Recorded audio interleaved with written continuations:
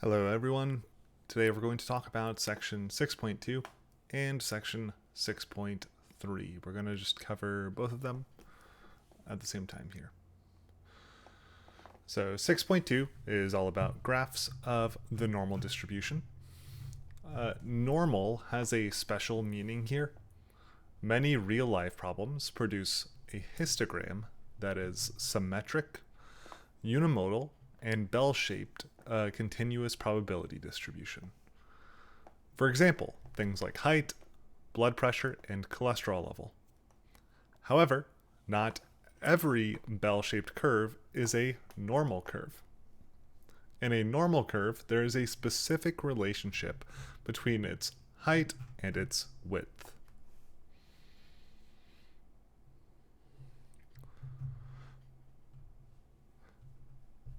Here we have a typical graph of a normal curve.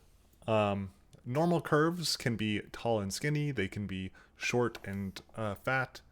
They're all symmetric, unimodal, and centered at mu, which is our population mean.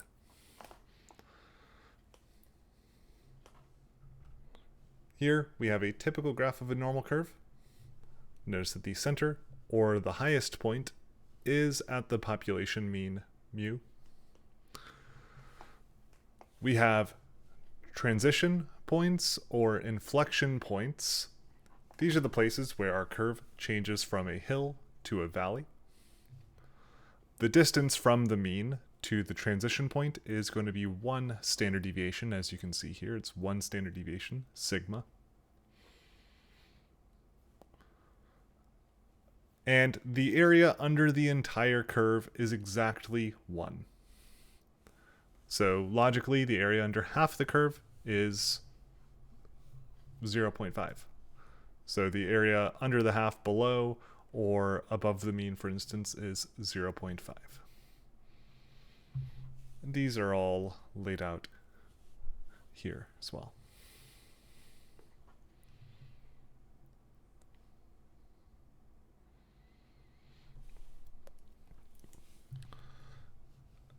Now, in algebra, we make a big deal about the difference between less than or equal to or less thans, but in probability, there's no difference. For example, the probability of being taller than 6 feet tall and the probability of being 6 feet tall or taller is exactly the same. The idea here is that no one is exactly 6 feet tall. I mean, especially once you get down to like the atomic level, right? We're talking no one is going to be exactly a certain measurement.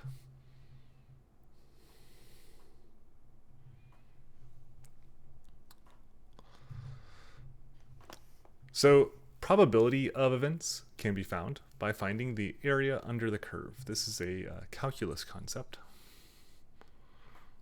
So here the shaded area is the probability that x is between a and b. The probability that a is less than or equal to x is less than or equal to b is the same as the probability that a is less than x is less than b, because there is no difference between less than or equal to's or less thans. So in statistics, we're typically just going to use these less thans.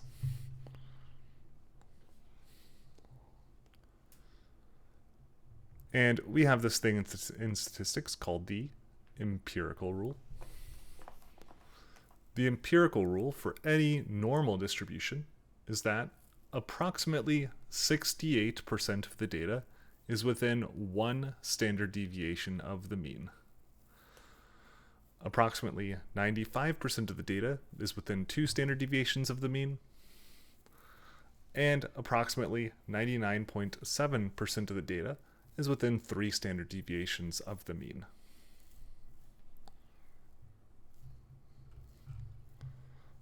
And that's illustrated here.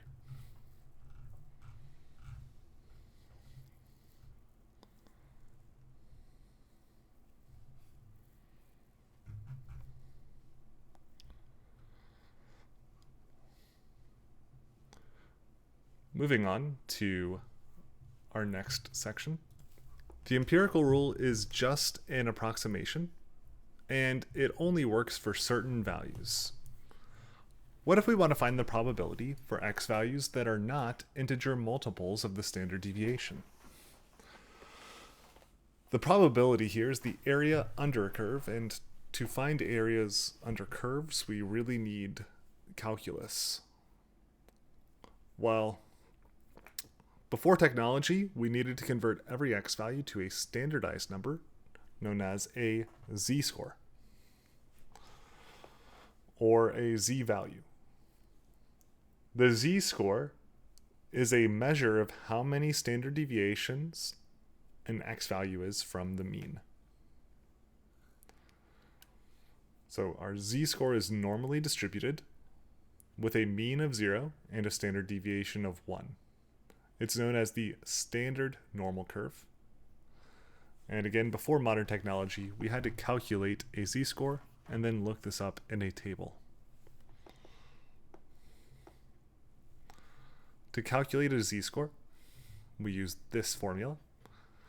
A z-score, z is equal to x minus mu divided by sigma, where mu is the mean of the population of the x value, and sigma is the standard deviation for the population of the x value.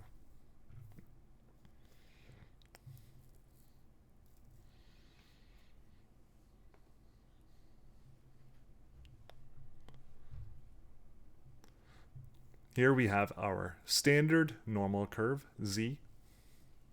Again, this has a mean of mu equal to 0. You can see that this curve is centered at 0.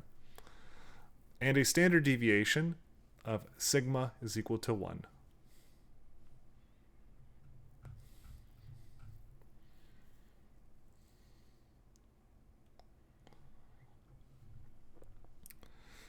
Now, thankfully, these days we can use technology to find probabilities for us without having to convert the z-score and look the probabilities up in a table.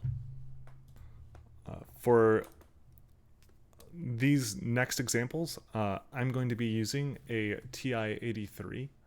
You can do this on any Texas Instruments calculator. I also have a link here. I'll post this on Blackboard as well, that you can use if you happen to not have one of these calculators. You don't have to go out and buy one of these. You can find calculators online that will do the exact same thing. So the command that we're going to use in the TI-83 is in the distribution menu. That's second and then vars. And we're going to be using normal CDF. We then type in the lower limit, the upper limit, the mean, and the standard deviation in that order, including commas in between each of them. Having to use both lower and upper limit is sometimes an inconvenience. Sometimes an inconvenience, right? And it's often a nuisance, especially when there's no lower limit or no upper limit. So what we're going to do is, if there's no lower limit, we're going to use negative 1e99 for the lower limit. And E is the EE button. It's what you get when you hit second and then the comma. So if I wanted to type that in as a lower limit, I would type negative 1 and then second. Then I would hit this the comma here for this E99. This is just representing like a really, really large negative number, something really, really, really far to the left of the number line, essentially. Since we can't type in like negative infinity, we just want to type in a really, really large negative number here for our lower limit if we're not given one. If there's no upper limit, we use 1e99 as the upper limit. So we're effectively using infinity here. And if you don't have a TI-83 or TI-84, I have a link here to a website, and I can post this in Blackboard as well.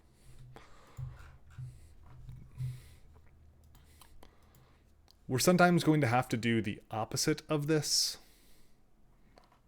Sometimes we're going to be given an area or a probability, and we want to know what x or z value traps that area to the left or to the right. So when we're given a probability and we're asked to find an x value, we're going to use the INVNorm function. That's found in the same place that the normal CDF function is. We hit second and then vars, and it's the third option here, INVNorm. And the formatting is INVNorm, then the probability or the area to the left, mean, and then standard deviation. And once again, there's a link to an online calculator that does this exact same thing.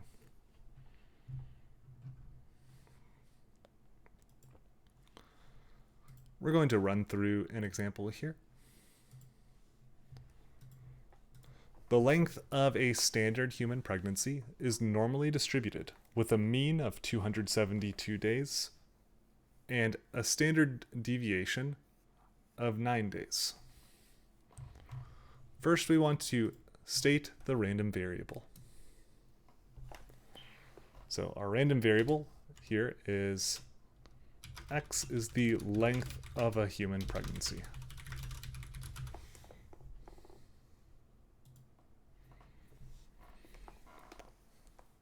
For b, we want to find the probability of a pregnancy lasting more than 280 days.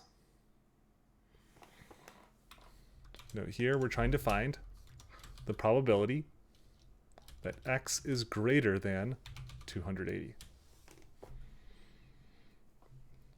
This is where we will first be using our normal CDF.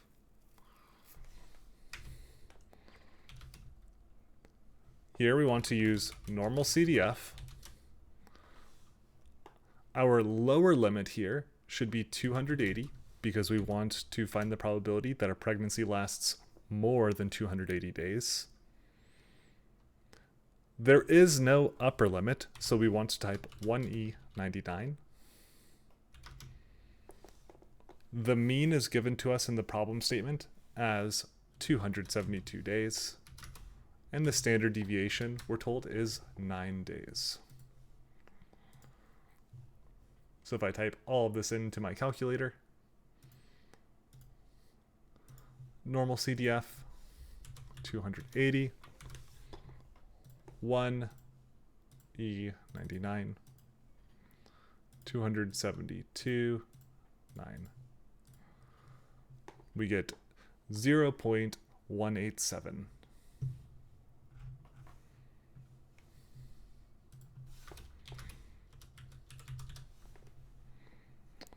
So about 18.7% of all pregnancies last more than 280 days.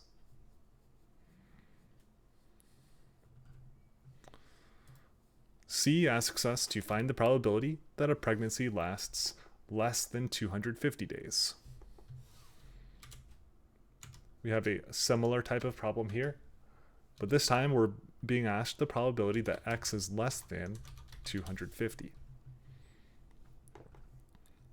So we're given an upper limit of 250 here, but we're not given a normal limit. So when we use this normal CDF function,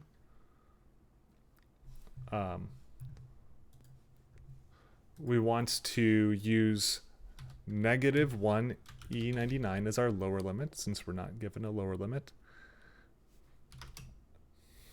250 as our upper limit, since I want everything less than 250 days. I can't have anything greater than 250 here. Then the mean and the standard deviation.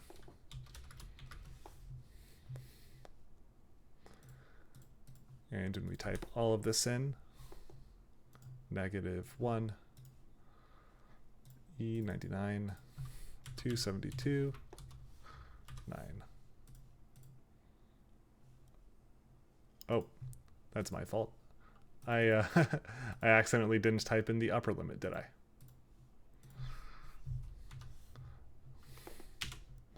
So I want negative 1 E99, 250 was my upper limit, 272 was my mean, and 9 is my standard deviation. So we get about 0.00725.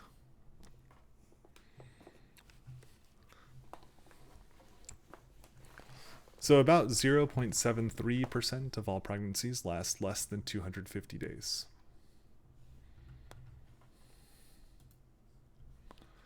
D, we're asked, find the probability that a pregnancy lasts between 265 and 280 days.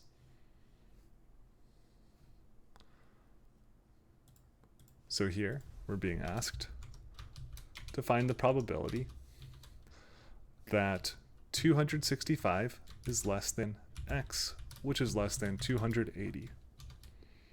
Remember, less than or equal to's don't matter here.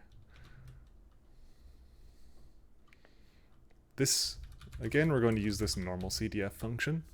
This time we're given both a lower limit and an upper limit.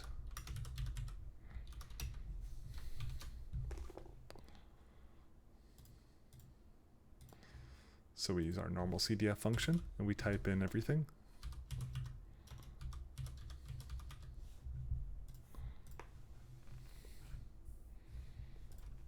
And here we're getting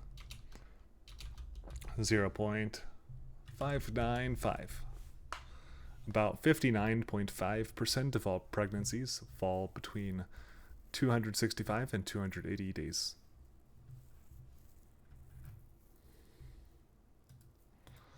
And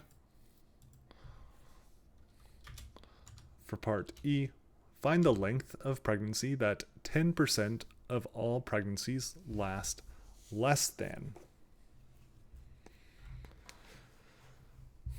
Here we're being asked to find an x value from a probability.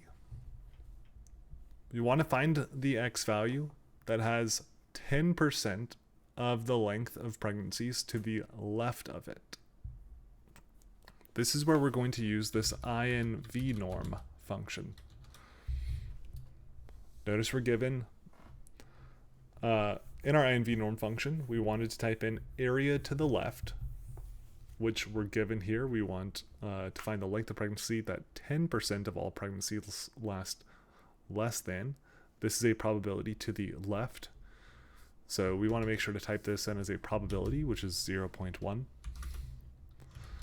Then we type in the mean and the standard deviation.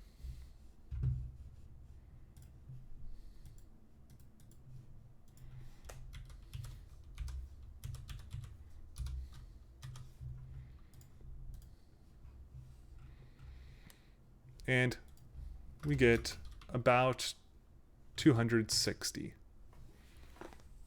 So 10% of all pregnancies last less than about 260 days.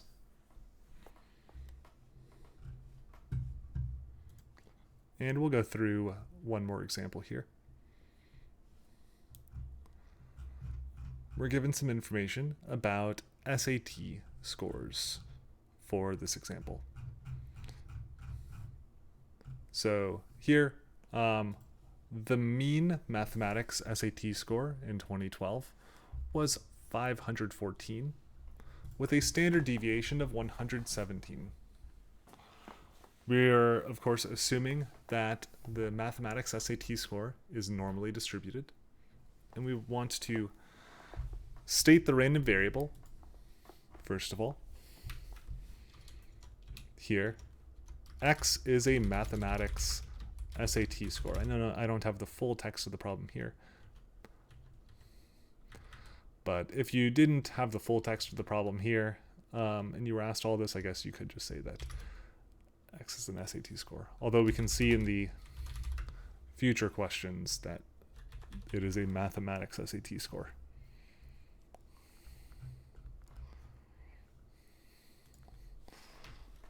For part B, we're asked to find the probability that a person has a mathematics SAT score over 700. Here we're being asked the probability that X is greater than 700. And we're going to use our normal CDF function for this. Since we want scores over 700, 700 is going to be our lower limit. 1E99 will be our upper limit. Our mean was 514, and our standard deviation was 117.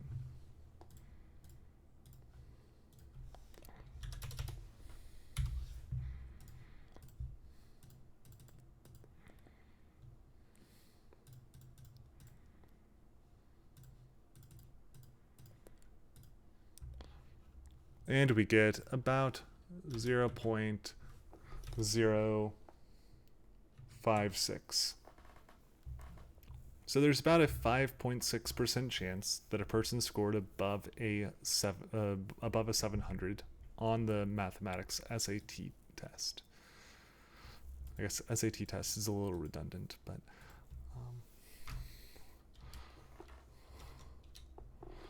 find the probability that a person has a mathematics SAT score of less than 400.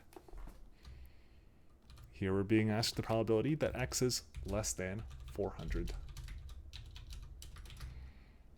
Again, we use normal CDF here. Since we're finding the probability that x is less than 400, I know that 400 is my upper limit with no lower limit, so I'm going to type 1E99 as my lower limit. 400 is my upper limit, 514 is my mean, and 117 is my standard deviation.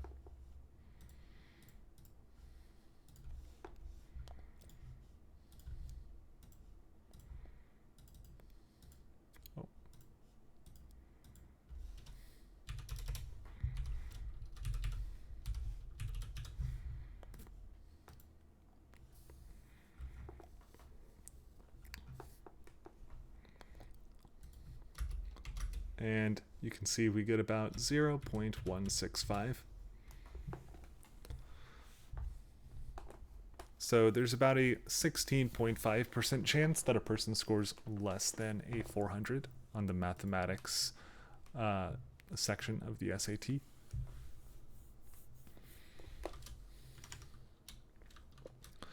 Part D, we're being asked to find the probability that a person has a mathematics SAT score between a 500 and a 650. So we're given both a lower limit and an upper limit here. We're given a lower limit of 500 and an upper limit of 650. So we're being asked the probability that x is between 500 and 650. We once again want to use normal CDF here. Typing in our lower limit, our upper limit, our mean, and our standard deviation.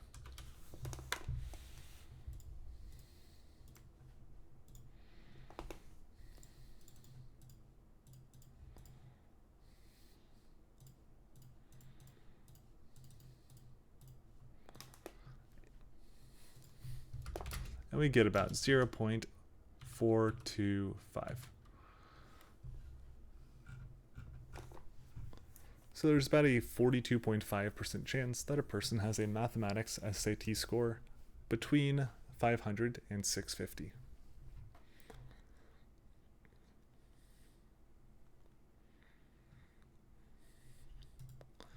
And for part E, we're being asked to find the mathematics score that represents the top 1% of all scores.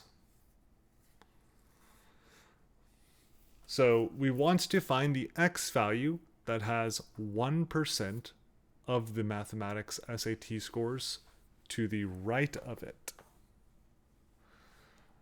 This means that 99% of the scores will be to the left of this score.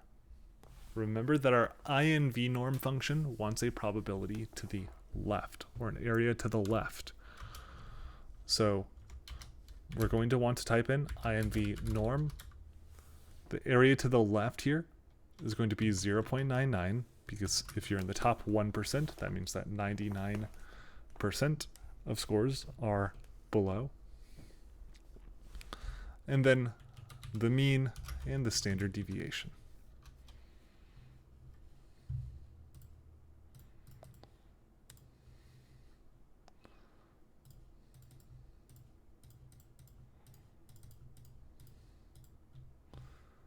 And we get that this score is about 786.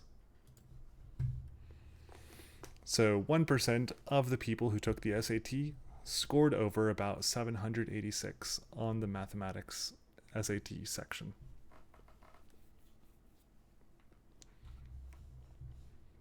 And this is everything for 6.2 and 6.3.